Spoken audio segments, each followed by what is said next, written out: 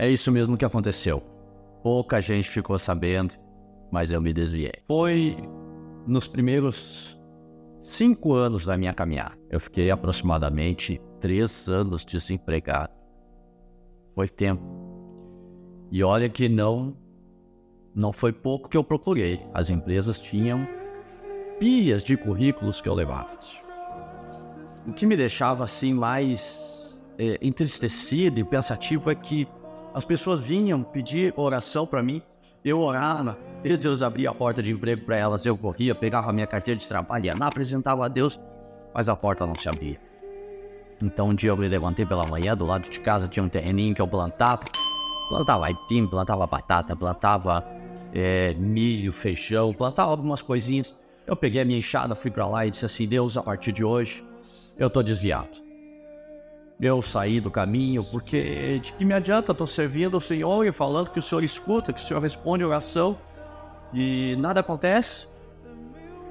E eu me lembro que até um irmão passou na rua e gritou para mim: paz do Senhor, irmão Adair. E eu: paz do Senhor. Mas assim que eu abaixei a mão, eu falei com Deus, eu disse assim: Senhor, eu cumprimentei ele para não ser mal educado, mas eu tô fora do caminho, eu não sou mais crente. Eu ali fiquei brigando com Deus, discutindo com Deus, falando as minhas razões, o porquê que eu não queria mais servir a Deus. De repente, enquanto eu estava ali capinando, limpando, tirando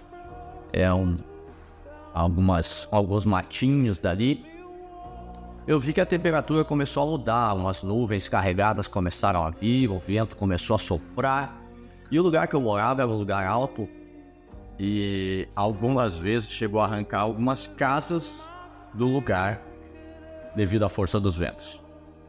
E o vento começou a ficar mais forte e eu vi que fechou de vez e ia vir um temporal.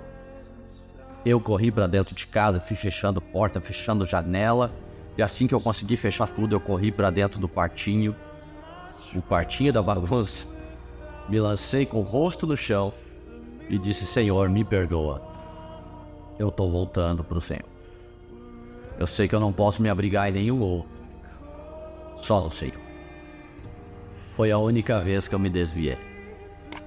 E eu percebi ali o risco que é estar longe da presença de Deus. Sabe por quê? Porque a gente não sabe o que pode acontecer daqui a alguns minutos, daqui a alguns dias, daqui a alguns meses, daqui a alguns anos. A gente não sabe quantos dias de vida ainda a gente tem e nem o que pode sobrevir. E o último momento é o que vai contar para a nossa passagem para a eternidade. Como você está? Você está preparado? Não está preparado? Aperceba-se. Tome a tua posição com Deus. Porque depois daquilo, Deus falou comigo. Quando estava terminando aquele período de prova, eu disse assim: Senhor, quando que eu vou sair deste deserto, dessa situação tão difícil? E Deus disse para mim assim: você consegue crer que eu sou poderoso para te dar arroz e feijão? Eu disse: sim, Senhor. Eu creio, o Senhor tem me sustentado. Mas realmente é difícil, eu vejo tantas pessoas aí que podem comer o que querem, podem comprar o que querem, e eu, toda vez que eu vou fazer uma refeição, preciso orar para que o Senhor mande alimento para mim. E Deus disse bem assim para mim: aqueles que não conseguem crer que eu consigo dar o arroz e o feijão, jamais vão conseguir acreditar que eu consigo levantar um paralítico.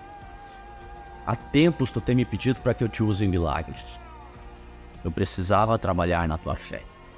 Não te preocupe, o tempo está findando. Logo depois daquilo ali, Deus abriu a porta de emprego. Eu pude trocar minha geladeirinha, que era tão velhinha que ela tinha que ter uma tranca embaixo para poder parar fechada. Eu pude trocar meu sofá, que ele era tão velhinho que a pessoa, quando fosse sentar nele, era de 3 lugares, mas tinha que sentar no lugar da direita ou da esquerda, porque no meio tinha um buraco. Se sentasse, caía pra dentro. A gente mantinha um lençol em cima ali só pra ficar bonitinho, mas quando alguém chegava já avisava: não senta no meio.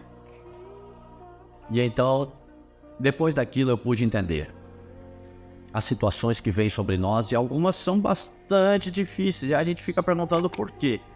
Mas hoje eu tenho uma convicção: tudo tem um propósito. Porque em Romanos 8:28 diz assim: sabemos que todas as coisas contribuem para o bem daqueles que amam a Deus e que foram chamados pelo seu decreto. Pense sobre isso, reflita sobre a sua vida e entenda que Deus está no controle de tudo. Que Deus abençoe você. Até nosso próximo vídeo.